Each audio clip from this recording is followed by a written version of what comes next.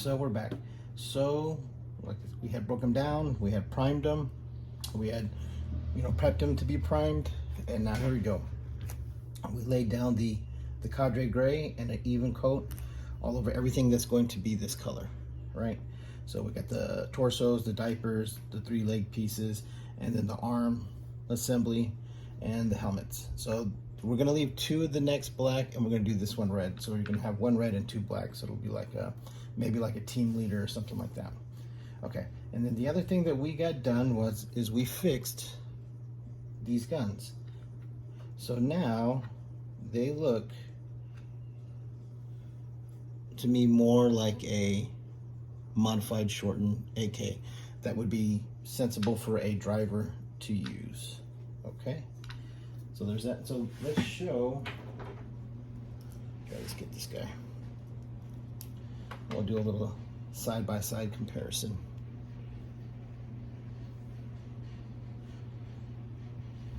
Like I said, I don't know, I think it looks better this way.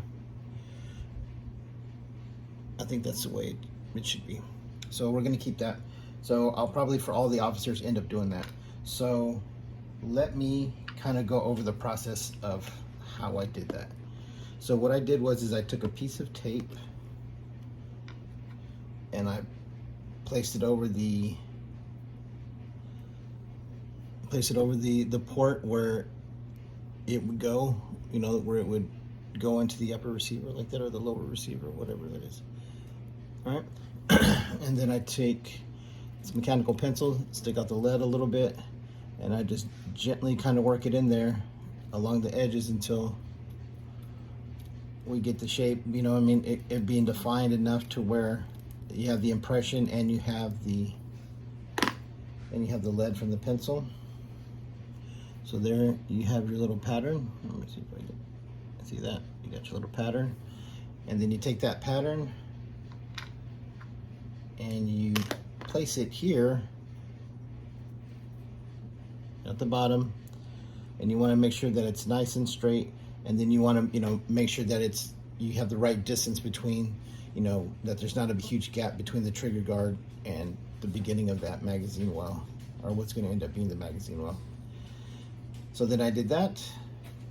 I took a drill and I just drilled a hole at the bottom, in the middle, and at the top. And then with the drill and with a scalpel, I just kind of carved it out little by little, notched it out, carved it out, and just kind of gently wallowed it out until I got it to where it'll fit the magazine the way it goes all the way in this side. So I made it the same depth, so it looks the same. What did I do with that? There we go. So the way, as much as it goes in that way, it goes in that way. That's how deep I made it. And then I glued them in because even though they fit, since I ended up doing it, it wasn't molded that way, it would have been kind of odd to keep them in it, put them in and out. So I went ahead and glued them just to keep them secure like that. So like I said, I'm probably going to be doing that with all the officers because I ended up really liking the way that it looked. And then we will show him holding it, right? Tell me that doesn't look cooler, right? Look at that. To me, that looks the business. That looks like what an officer would carry, what a driver would carry. You can give this one to one of the infantry guys that came with Nerf guns. So there's that. All right. So then the next step we are going to do is we are going to start applying the second shade of gray. So like I said, everything's painted uniform, and then I also have sprayed everything with a sealer. Since this is going to be sort of our base color, right, this is going to be the color that you're going to see the most, right, is going to be this lighter gray. So I already sealed it, and because we're going to be painting on top of it, and then we're going to be doing touch-ups, and so it kind of gives it, just to me in my mind, it gives it a little bit more protection for this color in regards to paint rub. Now as you can see, there's already been a little bit of paint rub here, but I'm not too worried about that because that's where his gear is going to be. So I used to do touch-ups all the time, like as I was going, I would touch up every little thing, and it would just frustrate me because it's kind of this never-ending, dog chasing his tail of, doing touch-ups, and as you're doing touch-ups, you're creating situations where you need more touch-ups and touch-ups and touch-ups and touch-ups, right? So then I just said, fuck it, I'm gonna put the figure all the way together. I put it all the way together, and then a lot of times, a lot of the shit you couldn't even see, because once he was together with all of his accessories and weapons and stuff, you don't even end up seeing that shit. So I was just driving myself crazy for nothing. So now what I do is I put it together, you know, as best as I can with as minimal paint rubs as possible, and then once the figure is fully assembled, then I'll give everything that's visible that you need to see, you know what I mean, that you can see the touch-up, instead of just fucking chasing my tail like that all day. Okay, so the second color we're going to use is going to be this uniform gray. This is going to be a darker gray. Now, when selecting a second color, you want to pick out where it's going to begin and where it's going to end. All right, now with these, we have these sections here of this kind of, almost looks like some kind of like rubberized padding, or I don't know what the fuck it is right there, that part, right? So that gives us a clean line all the way around, whether you do it inside of this sort of seam line, if you just want to keep the inside of that dark gray, or if you want to make the actual seam line part of that dark gray, which I'm going to do because I think it looks better that way. And I'll show you an example on here. See how it goes over the seam line? I think that makes it look cleaner because you're following that body line. So it gives it a nice clean cut. So we're gonna select those portions here to do the dark gray on the arms, the ones that look that way, that texture. So texture can also kind of define which ones you're gonna do.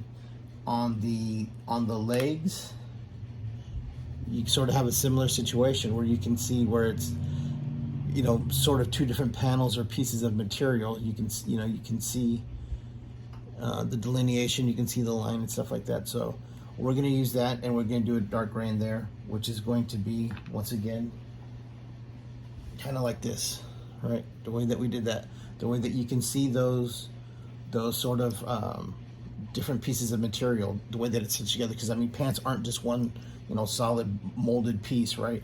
You have different panels and pieces of fabric that get put together. So those seam lines are what's going to create the lines of division between the two colors. So like I said, I like to go outside of the seam. I think it looks better. It looks cleaner.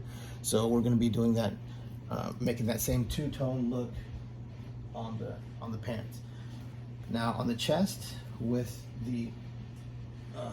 this one, like I said, this was one of my earlier ones, you know, probably within the first 10 that I did. So I didn't really know how to kind of mess with this stuff at the time. So I just left that black, out of just kind of not really knowing what the fuck to do with it, and not knowing how to completely break it down at the time. Like I said, it was early on. So we're gonna make this top insert the same dark gray, right? The same uniform gray.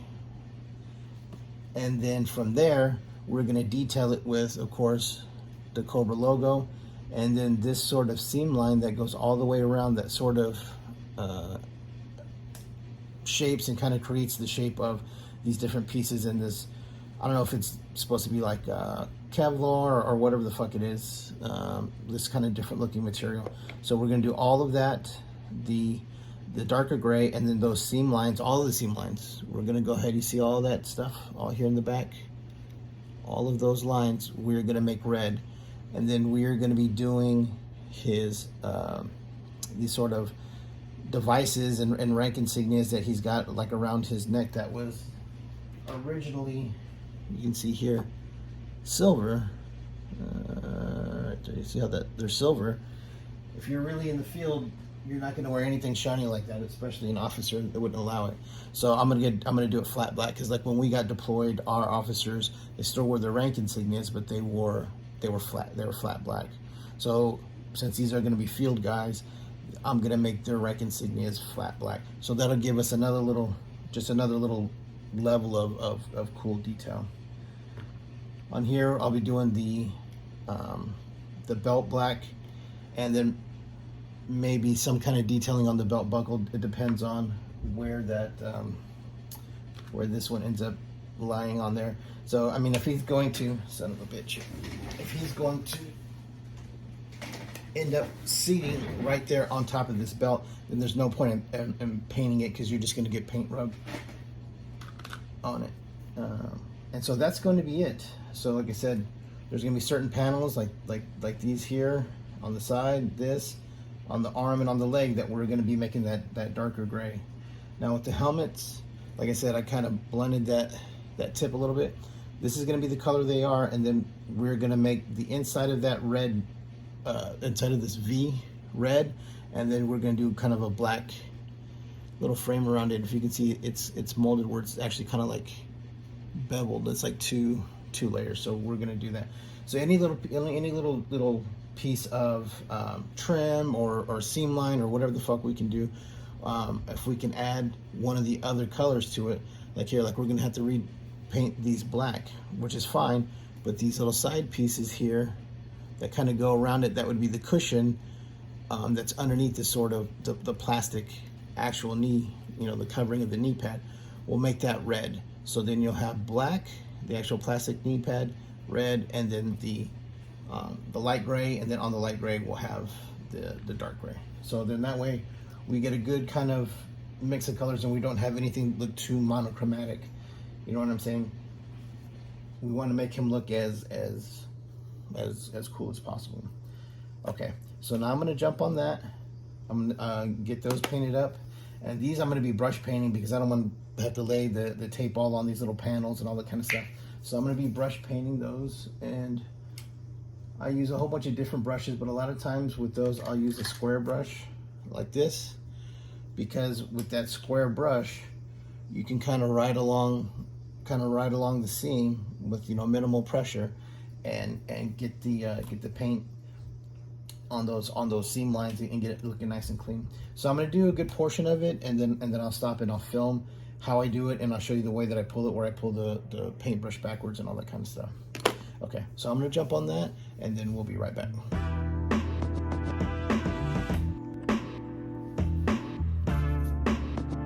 Okay, so I've been working on laying the second gray, the darker gray, on the arm. So this is going to be the bicep tricep portion of the arms. Let me show you what I got so far. See that? And I want you to see the lines. Like you can see how I use the seam line to create the clean line of, there you go, see that? And that's when I talk about using body lines, that's what I'm talking about. Use the molding to create the straight lines. Use the body lines, use the molding to create these lines. All right, like when you see the paint application, you sort of got like a little bit of paint, sprayed in the middle. You don't want it to look like that. It wouldn't look like that in real life. If this was a separate piece of material, the way it looks like it is molded, then it would be a different color like that. Generally, the shade would be somewhat different, even if it was the same gray, because the materials would look different. But anyway, so that's what I've been doing. So I have one left, and with this one, this is how I'm going to show you how I paint them using this square brush. And this is just a cheap ass square brush that I got from, I think, Hobby Lobby. And usually that's where I get a lot of my stuff. I don't use, well, I got some nice, some nice stuff for all my other art stuff, but for this stuff, I used to go to Hobby Lobby when they got everything, all the brushes 50% off, and get you a few brushes, and that's how I've figured out how to paint with all these different kinds of brushes in these different situations. Because, man, if it's just $2 or $3, why not try it? You have no idea what just a different brush, how it can put your game up to a different level. Now, so I use this square brush. So right here we got our uniform gray in my wet palette. I use the AK wet palette that I got from a local hobby store. So this brand AK, and it was just what they had in stock. I didn't, that was just the one that they carried. There was no particular reason why I chose this one over any other brand or version other than it was in stock. Okay, so now you can see how on these panels we got these straight lines, right, where it's squared. It's pretty much squared with a rounded edge. So you want to get this flat part of this brush, and you want to push it right up to that flat line, and with one gentle pull, paint. That's it. You don't have to go hard, you don't have to go crazy. The paint is fluid, it is going to transfer. What you are controlling is the transfer. So if you're pressing hard on that brush, it's gonna look like shit. Okay, now look at that. That was 2 simple strokes in what, 4 or 5 seconds, right? Now we have that seam line that we've been talking about, right? That's raised between the two different textures, right? So what I do is I load up my brush, and with your brush, you don't want it to be, you know, flooded in any way. You know what I'm saying? You don't want your brush flooded in any way. You want just enough paint on there to kind of get it to the next piece. So I line up the corner of this brush with the object that I'm going to paint with that seam line, and I just slowly and gently pull the brush backwards away from me, watching that line. And as you can see, it'll just follow that line, and the paint has no choice but to follow that because it's fluid, right? So it's going to just do what it does. The property of fluid is going to do what it does, and that's all I do. And I just go around it lightly, you know, just utilizing just the corner of the brush, and you'll get it on there. Like I said, the paint is going to do what the paint does. It's going to transfer itself if you just get it close enough. If you just apply just a slight amount of pressure, and you'll get it on there. So same thing. And notice how I have my hands. I use my hands to balance themselves, and I pull down or I pull away. And the reason I don't do that, because if you're pushing up, these bristles, you know, the bristles are going to snag, right? The bristles are going to snag like this and fan out. But if you pull it flat and away like that, you can see the paint will transfer evenly like that, because you're using the flat surface of the side of the bristle and not the bottom part. This isn't a fucking broom, man. You're not trying to sweep anything up. You're trying to transfer paint from your palette to your to the object that you're painting. So same thing on this side. See how it's got here on top, it's got that top line, and then we just press into that line and gently pull down. In one stroke, we almost got it. We got it 90% covered with one stroke. So then you just take that corner and you just slowly fill it in. That's it. That's all I do. And you just got, like I said, it's better to go softer than harder. And you know, keep your brush loaded, keep the paint in there. Because like I said, your brush doesn't need to be flooded, but it does need to be loaded correctly. And you'll get the feel, because it's going to depend on what kind of paint you use, because each paint has a different kind of thickness. They have a different kind of whatever they call it, viscosity or whatever. Right? Oh, look at that shit. That's how cheap as shit I use. The motherfucker falls apart right there while I'm painting it. But it's still, right? It's all about the result you get. My dad told me, if you want to be a pool player, if you're really a good pool player, you can go to any pool hall and beat anybody with any cue off the wall, no matter how fucking fucked up it is, right? So it's painting. If you're an artist, it's the same way.